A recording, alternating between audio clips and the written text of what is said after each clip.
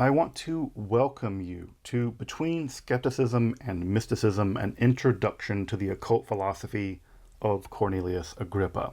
This entire lecture series on the foundations of the occult philosophy is brought to you totally free of charge, completely open access by the incredibly generous folks that support my work over at my Patreon.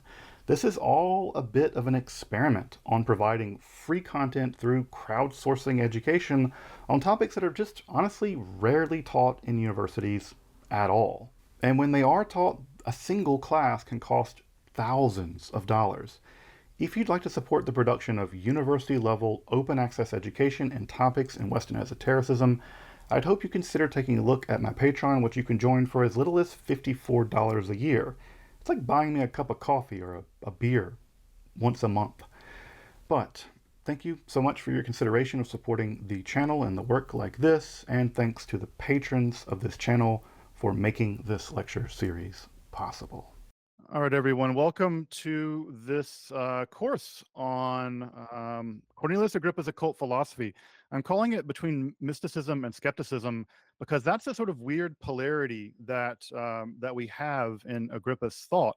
That on the one hand, we have a thinker deeply committed to a radical kind of occult mysticism, but also a thinker who is one of the most radical skeptics in the Western tradition.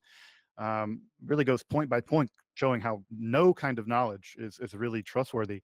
And I think what we'll find is that Agrippa is a very complex thinker, and that when we get into the ins and outs of his thinking, what we're going to find is that he's not easy to pin down. He's a bit wily, and it might be the case that we're often going to have to get his actual position by reading between the lines a good bit.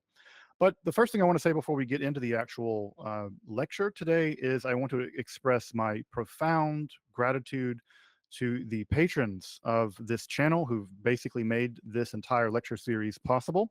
Just want to extend a deep, deep appreciation for all the patrons of the channel that make this kind of content possible, but also make the kind of content we make in general on the channel possible.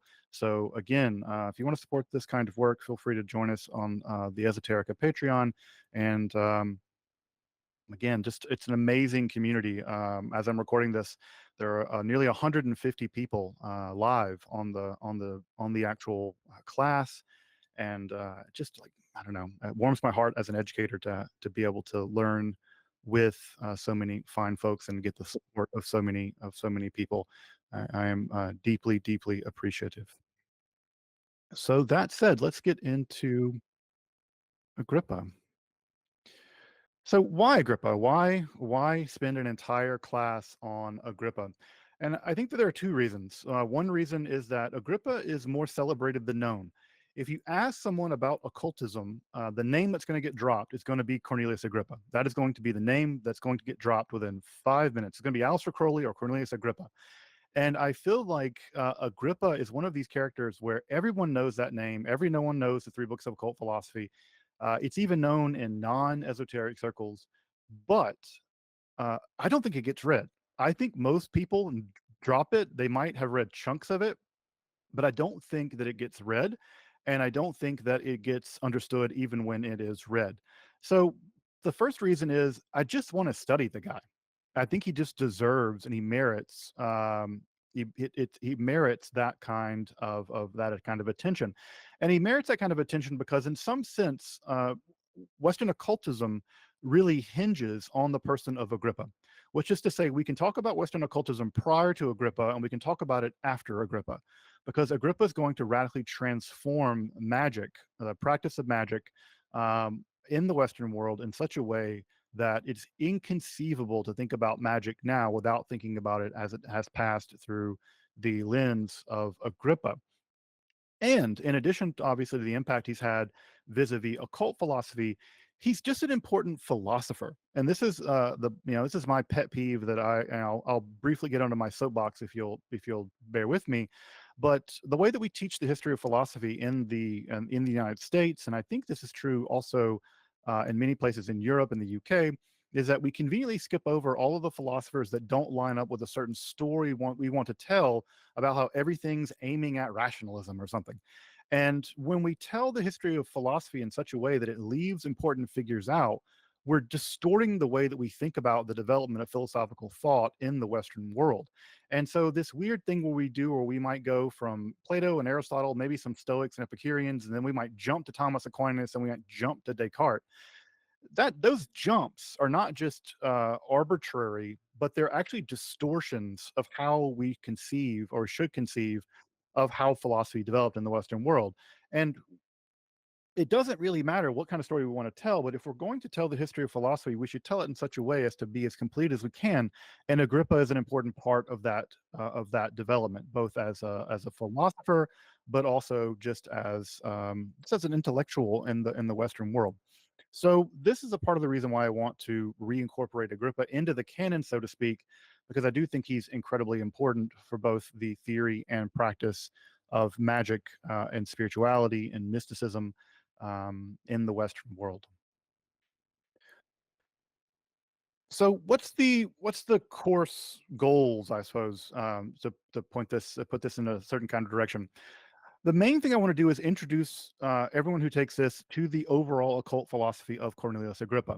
Now, that is obviously inclusive of the three books of occult philosophy, but it is not exhausted by the three books of occult philosophy.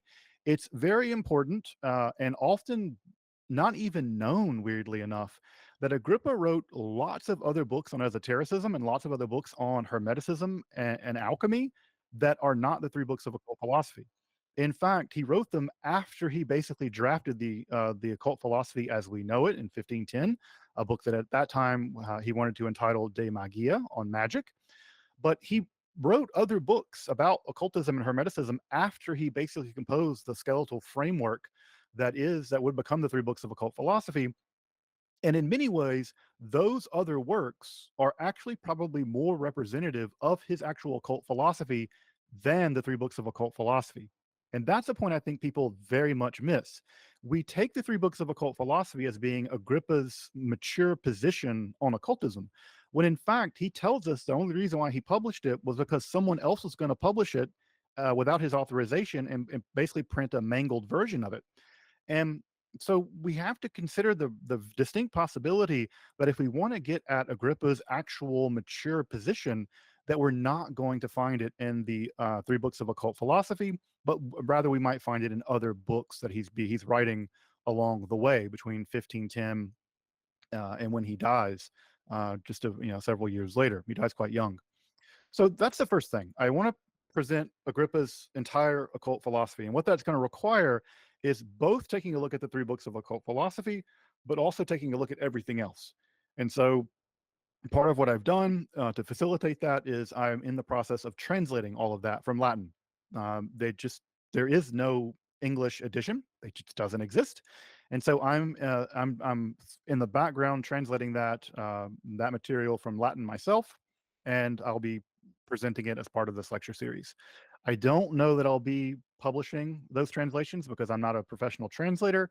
I don't think they're bad translations, but they may be the kind of thing that yeah, maybe the kind of thing that finds its way out into the world at some point. Because it's certainly better to have my bad translations than have no translations, perhaps. So that's the first thing, the gestalt of the occult philosophy. The second thing I want to do is that often what ends up happening is Agrippa is either hyper focused upon by often occult practitioners. They know a lot about Agrippa or they've read Agrippa, but occult practitioners often don't have a broader understanding of the history of philosophy. And so it's important to put Agrippa into his place. And of course, academics have the opposite problem where they know the history of philosophy, but they don't know anything about Cornelius Agrippa because he's been amputated out of the history of philosophy in some ways. I want to fix that. I think both of those are unbalanced. Focusing just on Agrippa, I think, kind of misses the forest for the trees, and not focusing on him obviously misses the trees for the forest or something. I'm not sure what the right metaphor is here, but the point is, I want to better situate Agrippa into thinking the thought of the time. The next thing I want to do in this course is I want to demystify him a little bit. And I say demystify without disempowering. I don't want anyone to come away from this thinking that I'm beating up on Agrippa. But what I do want people to realize is that he has a philosophical arc. He's making arguments, and some of those arguments are better than others. And so this is not just sort of let's heap all the praise on Agrippa. Like any thinker, when you deal with a thinker, you have to deal with them critically. And so we're also going to be looking at some of the real tensions and perhaps contradictions in Agrippa's thought, where I want to get you inside of his thinking in a way that you can appreciate the ins and outs of it. And that also means, well, he's not a perfect person. And again, the three books of occult philosophy, in some sense, he didn't even want to publish, and he puts his own disclaimers into them. And when we get into them, we'll actually even see that even modern editions, and this is even true of Eric Perdue's, I think, rather good edition, that even the editions that we have now still misrepresent the framing of the three books of occult philosophy. I think it's still there. Even the way it's published is still not quite accurate to the way Agrippa wanted it to be presented. We'll come back to that more in a bit. Now, as you all know, I'm not an occult practitioner, and so I'm not going to be gearing this course toward occult practice. But I do hope that if you are an occult practitioner, after you come out of this course, you will have access, uh, deep access to the tools and technologies developed by Agrippa to incorporate those things into your own occult philosophy and your own occult spiritual practice. I will also point to a fantastic course by Eric Aronson, a dear friend of mine and an early supporter of the channel, who does have another course on Agrippa that is, I think, geared more toward occult philosophy. And I would, Eric, if you don't mind sticking a link to your course in the chat, I'm honored that he's here. And so I think that these two courses would complement each other well, and I would be remiss if I didn't. You want to support your friends and hype your people. So and so yes, I would highly recommend Eric's work on Agrippa as well, and I think it would be an excellent um, companion to this class. So what's the course going to go like?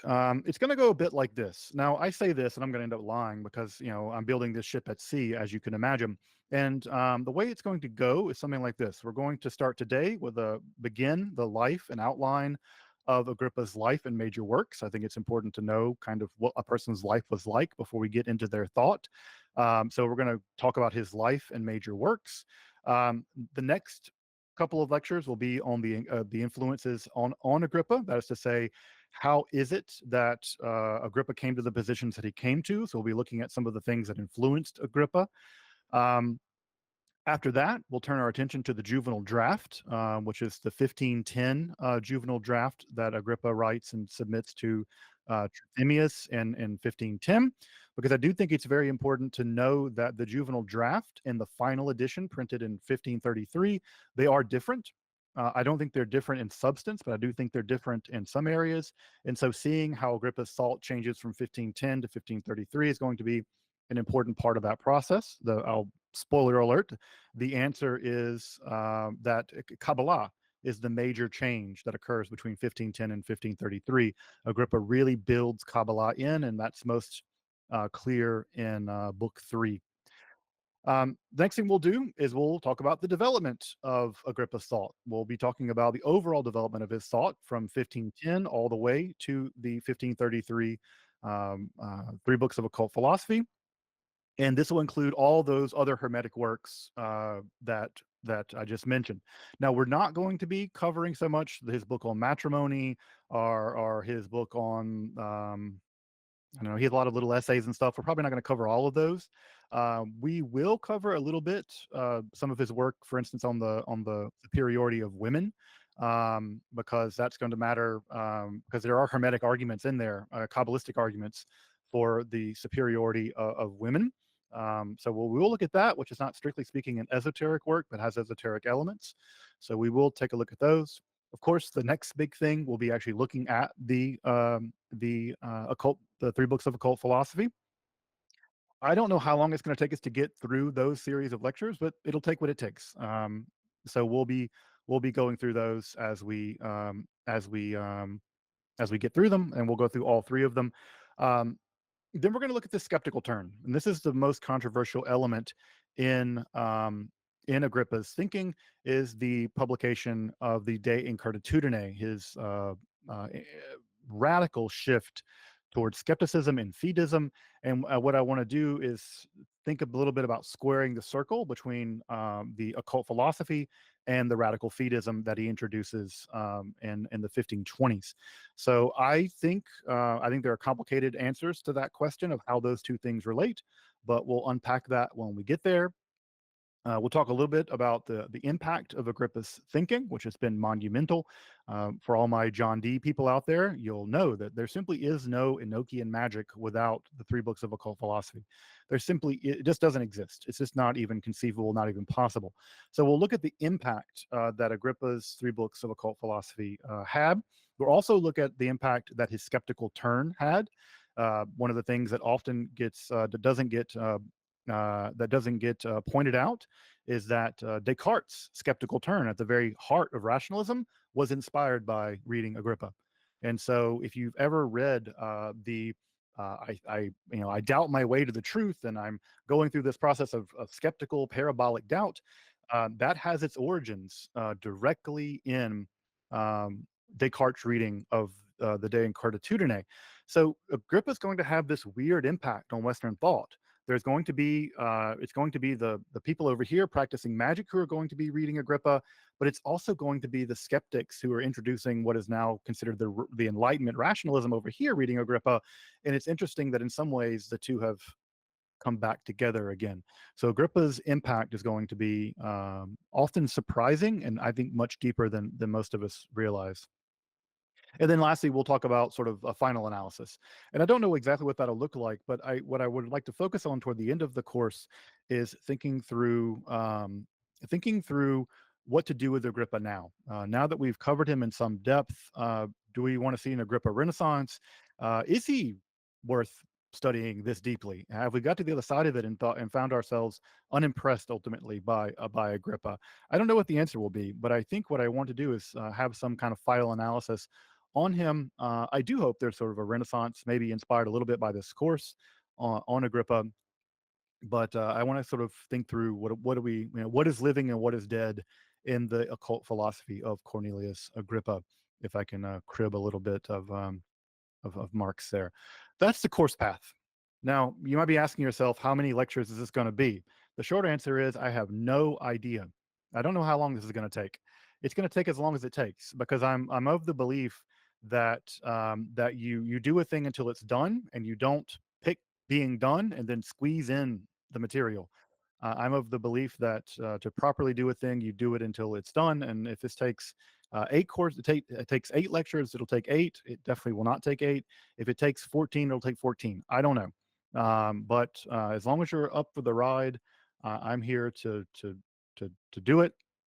And that's the overall course. Because again, like I said, I think it's more important to do justice to this material than to do it quickly and do it sloppily. Because again, I think that in many ways this course will be probably the first course like it online. It may be for many people, for a generation of people, it might be their first major touch with Agrippa's thinking as this sort of makes its way online.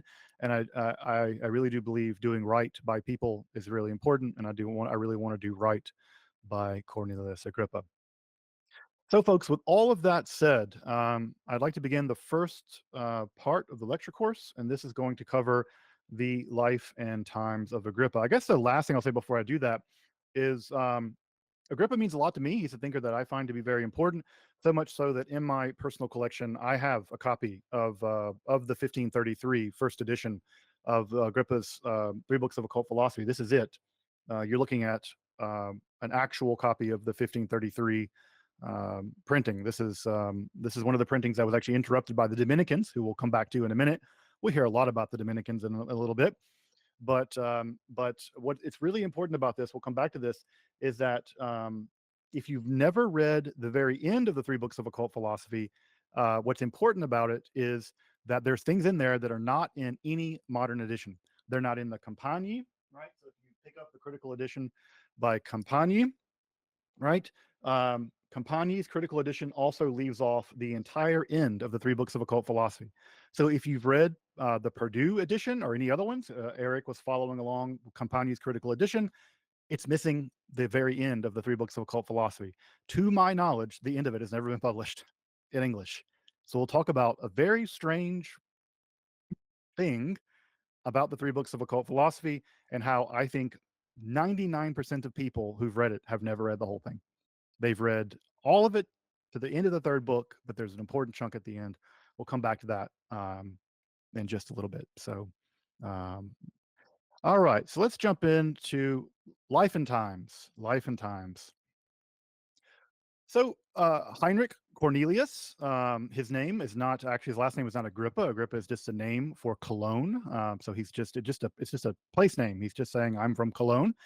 He was born on September 14th, 1486, and it looks like he was born into the lower ranks of the nobility. One of the things we'll learn about Agrippa as we get into his life is that Agrippa was absolutely terrible at living at court. He simply was terrible at it. He consistently mucked up lived doing at court, and we'll see that this is a constant thing in his life. He did not learn to be good at court. All right. We learned that he learned astrology from his parents, interestingly enough. He mentions this once in a letter that he had learned astrology from his parents. We don't know what that means. If he was learning astrology at this time could mean all kinds of things. And so it seems like his first touch with occultism, as much as astrology was occult, which it really wasn't back then. You could take astrology courses in university, but it looks like his first contact with anything that we would recognize as occult comes directly from his parents. Um, Another thing that's important to note is that Agrippa is living in a world that is at the very beginning of the very beginning of the witch trials, and that's also going to be a framing thing that's going to be important to keep in mind, and just a little bit as well. He graduates from the University of Cologne in 1499, and he's given license in 1502. So, graduates relatively quickly. He was a very talented student. Agrippa's Latinity was very, very good. And in general, he was quite a good student from what we can tell. Um, but what we do know is that he had a very complicated relationship with his teachers, which we'll talk about more in a minute. And it seems like Agrippa also at some point took doctorates in both law and medicine. So he was practicing both law and medicine at some point during his life. Most famously, as we'll mention in a minute, he was able to defend a so-called witch on trial and acquit her. And also during a famous outbreak of plague, he was able to treat people with the plague. So Agrippa is really like a triple threat. He's like an occultist, but also he is a lawyer and a doctor. It gives you some sense of how smart this guy was, and he seems to have been relatively competent at all of these at all of these tasks. This is an image, by the way, of Cologne in the 15th century to get some sense of what Agrippa's world would have looked like um, at that time. It looks very medievally, as you would imagine. Agrippa had a complicated relationship with his teachers. At this time, of course, this is the heyday, the high point in some ways of a very decadent kind of scholasticism. And to Agrippa's mind, his teachers simply repeated everything that Aristotle and Averroes taught, and that they did very little in the way of thinking for themselves. This is a kind of humanistic critiques that you begin to hear about scholasticism at this time. That there's no creativity, that there's repeating things. It's just commentaries upon commentaries. Agrippa is part of that choir. You've heard the phrase Gothic, right? Gothic was invented to be a term to make fun of the Middle Ages, how the idea of the Dark Ages and all of this. These are ideas that were developing in the 15th century, and Agrippa was very much on team anti-scholasticism.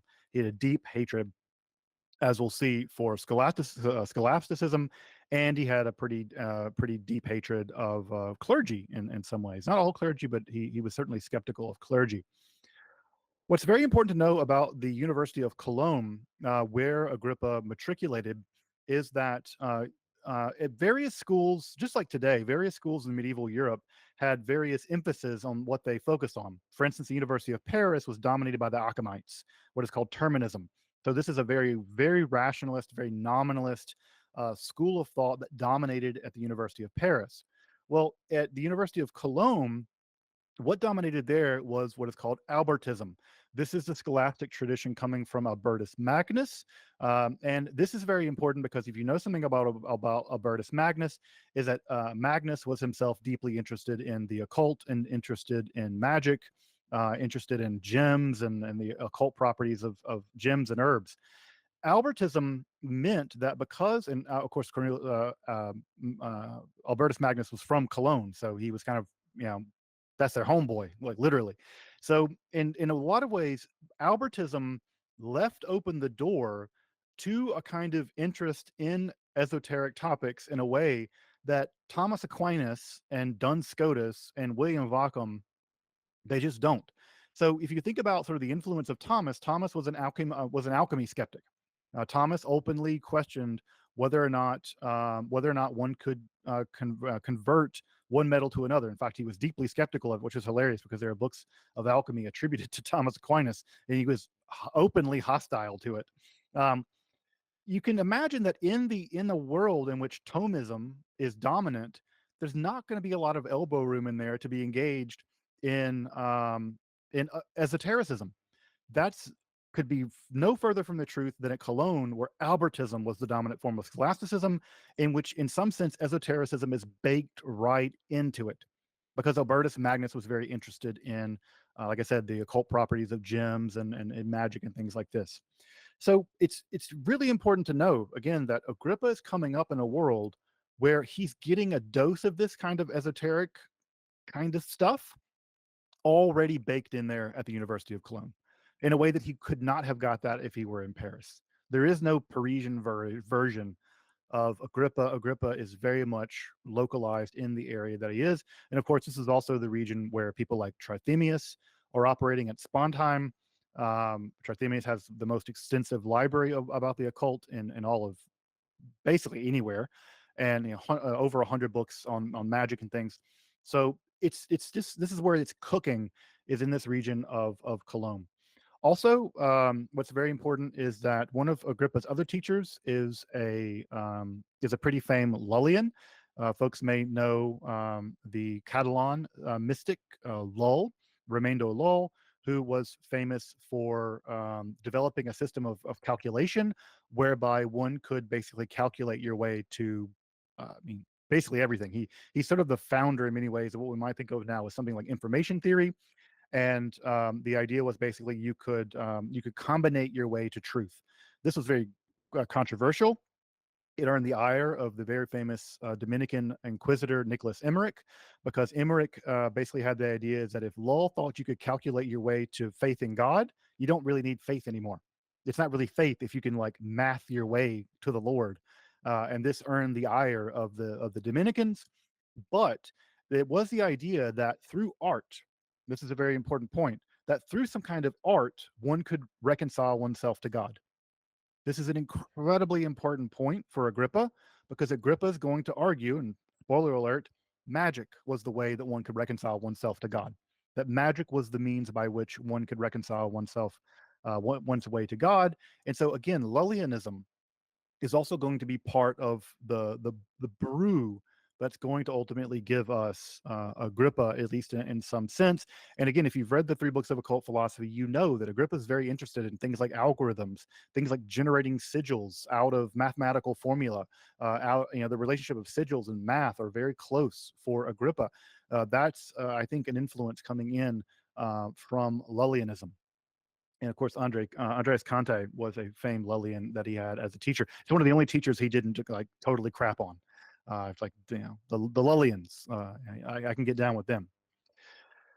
We do know that Agrippa in 1507 transfers out of Cologne. He does go over to Paris, which is really the creme de la creme of at least theology in terms of philosophy and theology in the Middle Ages. And he does study there, where we do get some studies of Scotus and Occam. Now, again, this is an interesting sort of combination, because on the one hand, you have this esoteric background that he picked up in Cologne, but on the other hand, he's getting all the logical rigor and all of the intellectual machinery that goes along with Scotism and it goes along with Occam and Terminism. And what this is going to lead to, and again, this is very important when you think about William of Ockham here. William Ockham is famously the progenitor of nominalism, radical nominalism. And what's going to be really important about this is that this is going to generate, to some degree in Agrippa, a kind of skepticism about scholasticism. He's not going to be on board with the project of scholasticism. He's going to have a lot of negative things to say about it, as we'll see. But I think that influence is coming through via Ockhamism and sort of the radical logicism, the nominalism that he picks up in Paris, and the shift toward skepticism and the shift toward nominalism. Those are connected. Those are going to be pretty profoundly and pretty deeply connected, as we'll see. And this is also going to be the fact that he's going to be rubbing elbows with a bunch of proto-Protestants. And that rubbing elbows with proto-Protestants and other humanists is going to put him in a weird place where he remains a pious Catholic his whole life, but he remains a very strange kind of Catholic, as you can imagine. He wrote the 3 books of occult philosophy. He's a weird Catholic. But it's because he's living at the intersection of a lot of different strange, somewhat contradictory points that's going to put him outside of where the intellectual discourse was at the time. And that's ultimately going to, I think, allow him to have a very unique spiritual breakthrough that is not scholastic Catholicism. It isn't Protestantism, but it is informed by Albertism, and it isn't going to be informed by kind of a rigorous logical argumentation that we find in the DOP, in the 3 books of occult philosophy. He eventually leaves Paris for reasons that we don't understand. You should get used to this. There are a lot of holes in Agrippa's life where he seems to go on adventures, and we don't really know why he went and what he did there. So there are strange gaps in what we know about him. And so we'll come back to those in just a bit. But he eventually returns to Cologne for reasons that, again, like I said, we don't really fully understand why he left Paris. My guess is that he probably just didn't like the University of Paris. I think he would have found the scholastic environment incredibly stifling. And I think that's part of the reason why he dipped out. So what ultimately he ends up doing is that he leaves Cologne, and basically he is sent on something like a mercenary expedition. He looks like he's hired by the local king of Spain to basically again, we don't know exactly what's happened here, but it seems like a group of peasants had actually seized a fortified structure somewhere near Barcelona, there in Catalonia. And these peasants had, there were peasant rebellions going on all the time. Remember the massive peasant rebellion that breaks out in 1525. Peasant rebellions were just a relatively common thing at the time. But at any rate, he goes in 1508 to Spain, and it seems like he puts down a peasant uprising in which he is able to root out these peasants who have taken up this fortified structure. What's interesting about this, and what's worth pointing out here, is that from what we can tell about this, is that he used explosives to, we have the phrase undermine, right? That you dig underneath a position, you undermine it, you mine underneath it, you put explosives in, and you blow it up to knock a wall down, and then you can penetrate into a space. From what we can tell, Agrippa did that, and he used his knowledge of alchemy basically to build the explosives that ultimately allowed him to do this. So this is like, I don't know, Agrippa's like A team, and I'm showing my age here. Like he's a practicing alchemist at this time, but he's also using that to like blow up a building to make some money on like basically a mercenary adventure. So this is just the most bizarre. I mean, this guy's life needs to be a movie. He's like doing alchemy, then like there's a great like alchemy montage moment where he's like pouring things and mixing things, and it zooms in, and then it just like shows a castle wall blowing up, and Agrippa rooting out a bunch of peasants. At any rate, from April to December of 1508, he's sort of roaming around Spain, and after this adventure, and he comes back to France at the time. And what we know is that by that time, he had already founded, or was a member of, I should say, some kind of occult secret society. Now, I know that everybody watching this is going to want to know all the things about the secret society that Agrippa was either the founding partner of or was a member of. And the answer is we don't know anything about the society. We know precious little from his letters about who was in it. We do know a few people that were in it. And we don't know anything about the ins and outs of what this society did. From what we can tell, it was something like a mutual aid society. So it had a kind of a proto-Masonic vibe, right? You're all getting together and these are all helping you out. So for instance, when Agrippa is down on his luck, which we'll see him down on his luck quite a bit, they'll help him out. They'll lend him money. They'll rescue him. They'll bail him out of jail. Agrippa will end up in jail from time to time. So they were kind of something like a mutual aid society. There were lots of these in the Middle Ages, and it seems like this was one of them. But it seems like this mutual aid society was bound up with an interest in the occult. It seems like they were especially interested in Kabbalah, and magic and Hermetic philosophy. Again, the Corpus Hermeticum is super popular this time, but most interested in alchemy. And one of the interesting things that seems to go on is that when Agrippa arrives in a new town, he will connect with members of this society. It seems like there are members of these societies all through France, especially maybe some in Italy. And immediately, what Agrippa does is he sets up an alchemy lab.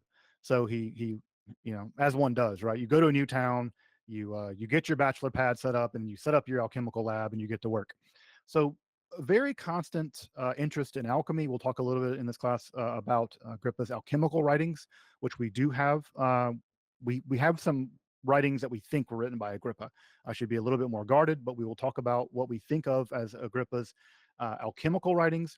But the only thing we know about the society, as I say here on the slide, is that you had to be debt free to join.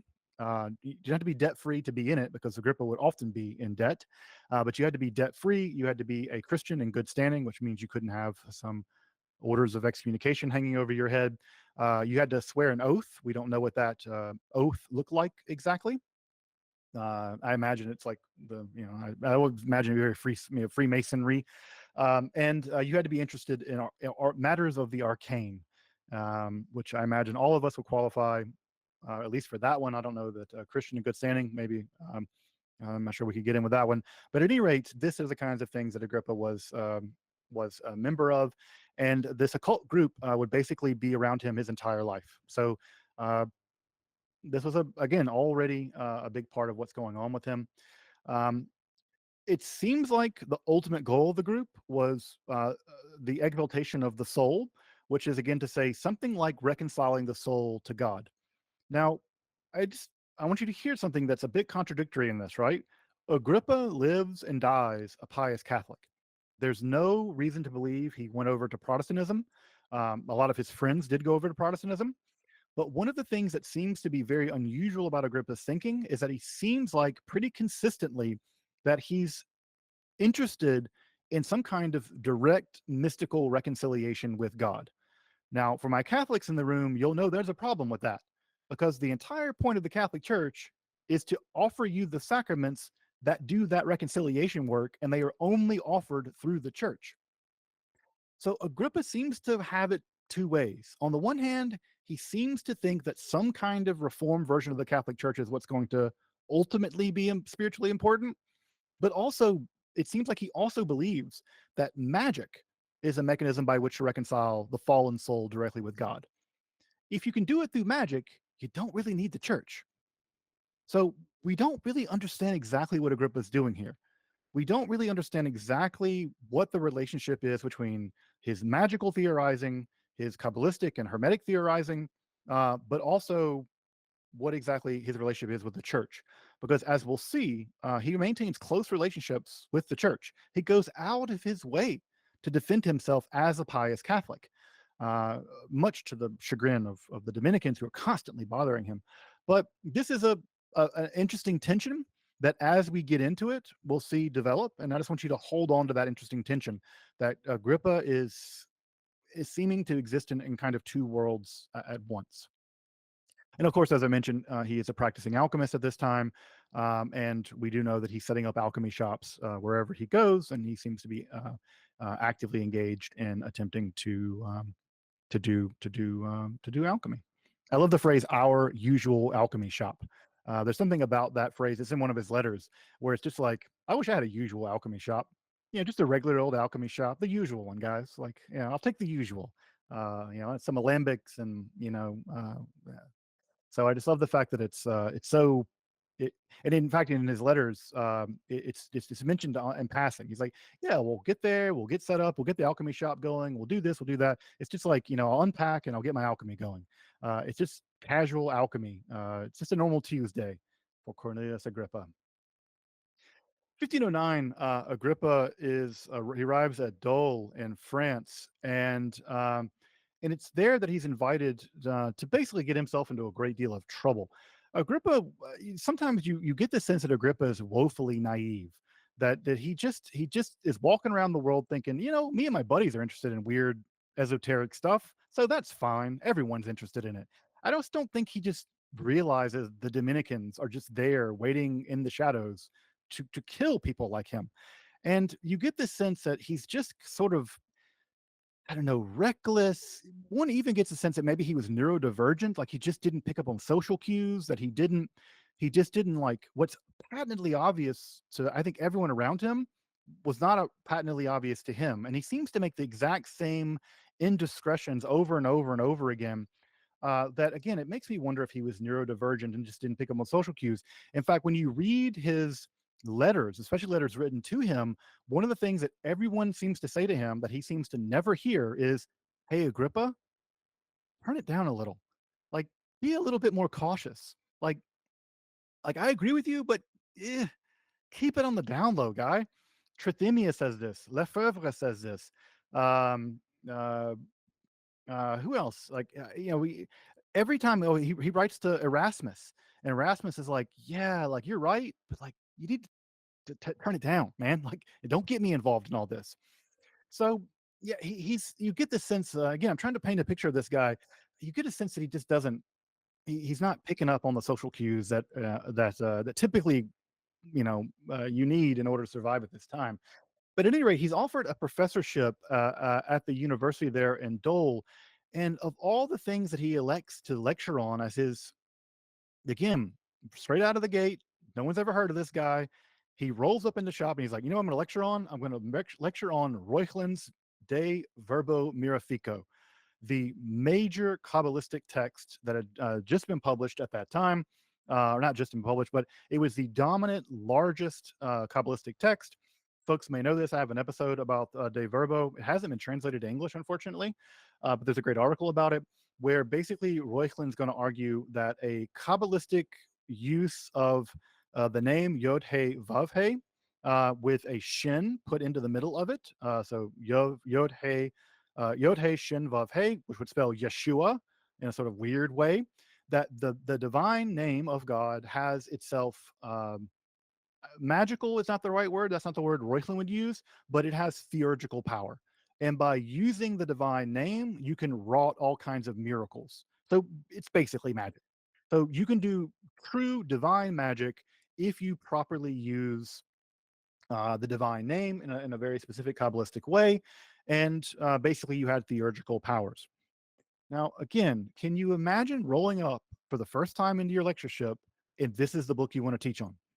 It's just like this is a recipe to get yourself in all like and Reuchlin already got himself in a great deal of trouble because he was accused of Judaizing and like what does the church need from a bunch of Jewish Kabbalah? This Kabbalah stuff is from the devil and Christianity doesn't need it. And like, what are you doing? It's at best redundant, and at worst, it's full blown heresy.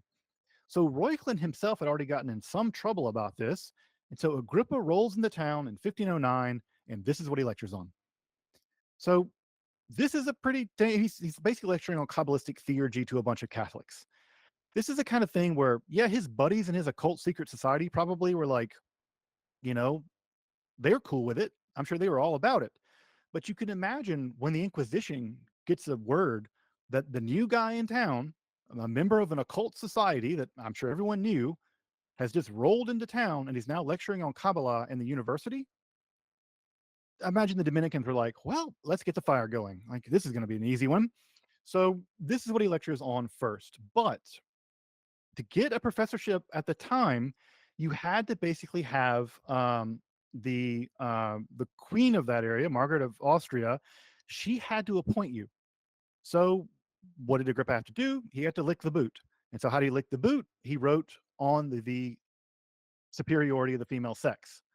So if you've ever read on the superiority of the female sex, trust me, it's Agrippa at some level trying to, in his own strange way, chum up to Margaret of Austria to basically get a professorship at the University of Dole. So what does he do? He writes on the nobility, and he infuses it with Kabbalistic, Hermetic, and Neoplatonic arguments. So he lays it on thick, folks. He comes out swinging. I mean, his first book, his first lectures are just like straight up Kabbalah, Hermeticism stuff. So even then, right, he's just openly engaging with this material in a way that I think would have been somewhat shocking to people at the time. And of course, you can imagine what happens. The Dominicans. The Dominicans step in and say, hey, this guy's Judaizing. And you may know this heresy of Judaizing. Judaizing is the heresy that says that maintaining some element of Judaism is important or perhaps even necessary for salvation. The Catholic Church rejected that. You did not have to keep kosher or be circumcised or anything like that. That is to say, there was no aspect of Judaism that the Catholic Church thought was important in order to achieve salvation. Being accused of Judaizing was a pretty bad heresy. And what ends up happening, and this is again rinse and repeat, we're going to see this over and over again with Agrippa. He's accused of Judaizing, but he's accused behind his back. So this is a court, folks. It's Game of Thrones. They're not going to come out and say this. What's going to happen is someone's going to say it so and so, and someone's going to say it so and so, and then what ends up happening here is that Agrippa is publicly denounced as a Judaizer. He's publicly denounced as a Judaizer, and he does not get the professorship. It just he's canned immediately. I mean, he's just immediately canned, and so and then what does Agrippa do? Same thing he's going to do. We'll see this over and over again. He writes a public argument against his basically anonymous detractors. Inevitably, these public letters just make the situation for him worse because he doubles down on what he's arguing. In many cases, folks, and this is a misconception that many people have about the Middle Ages, the late early modern period too. Often, if you get denounced by the Inquisition, assuming you're not arrested, once you get arrested, the gig is up. If you just shut up and move to another town, you're basically safe. The Inquisition is not going to hound you through Europe, right? They're not the Stasi or something. They basically just want you to be quiet. And if you say something and they denounce it, and if you just shut up, typically they let you alone. It's only the case where you double down on things, often in print, in public, or you taught things from a pulpit or from a classroom. It sort of just egged them on. And Agrippa does this every time. He pokes the bear. They basically tell him to shut up, and he's like, "Well, let me tell you, I'm not going to shut up. I'm going to say it louder, and I'm going to say it more." So he does that, and he does say, "Look, guys, I'm a good Catholic, but I don't hate the rabbis." Now, you had to hate the rabbis. Like, there was just a thing you had to at least say in public that, like, the rabbis were not the good guys. You could not be seen as being pro team Judaism because Judaism was thought to be a derelict fossil religion that the Catholic Church had superseded. And so to put yourself as sort of pro rabbis, well, you can hear what that sounds like to the Dominicans. Pro rabbi means anti Dominican, means anti cleric. And again, Agrippa just doesn't seem to get the fact that him saying, "Yeah, I'm not a rabid anti Semite," that was not the thing you needed to say, Agrippa. And I'm obviously on Team Agrippa here, but the guy needed an agent. He needed someone, he needed a handler. He needed an editor to be like, "No, just move. Like, you muck this up. Like, you're not going to get the job. Just pack your bags, move to the next town, try again." That was not Agrippa's style, and he was denounced as a Judaizer. And ultimately, in 1510, he returns to Cologne. Um, Over and over again, you'll see this, folks. He's just going back to Cologne. He goes out, he messes something up, goes back to Cologne, goes back out, tries again, rinse and repeat. This is the sad story of Agrippa's life in many ways. Already by 1510, Agrippa is already developing the occult philosophy. Now, it's probably the case that he's workshopping the occult philosophy in his occult club, the occult kids. I don't know what they're called, but he's workshopping the philosophy sometime by 1510. And in 1510, he's going to send the juvenile draft, which you have access to in the folders, the class materials. You have access to the entire manuscript, which does survive. He sends a draft of what he would at that time wanted to call De Magia on magic. He says he can't call it that because magic has such a terrible reputation, but he fires that document off and to Trithemius. Trithemius, of course, is the abbot of Spondheim. He is himself an expert in the occult, maybe one of the foremost experts of the occult in the world at that time, certainly north of the Alps. And he basically writes it and says, "Hey, Trithemius, is this cool?" And Trithemius writes him back and says, "Yeah, it's cool. And don't tell anyone about this. You know, keep this on the down low. Like, kind of, you're onto something fantastic. This is good stuff, man." And again, you have to imagine Agrippa's in his 20s. He's like, "Yeah, this is great, but you might want to keep this a little closer to your chest." Well, that's not Agrippa's style, but right. He says, "Look, I think this is a good idea." Now, what ends up happening, as you probably know, is that Trithemius will write back to Agrippa, and this is in 1510. And what ends up happening is Agrippa is going to take that letter that he wrote in that letter of approbation, basically that Trithemius wrote him, and he's going to use it in the 1533 edition of the Three Books of Occult Philosophy. Now, just hear that for a second. Imagine me getting my professor to sign off on a rough draft of a book, and then 23 years later, I include the same words of praise on the book, without on basically a very much a new book. This is a little bit shady, and Agrippa totally pulls this. So if you've read the Three Books of Occult Philosophy, you read that letter from between Agrippa to Trithemius. It was written 23 years before this. And Agrippa just tacks it onto the book, being like, "Yeah, see, he was about it."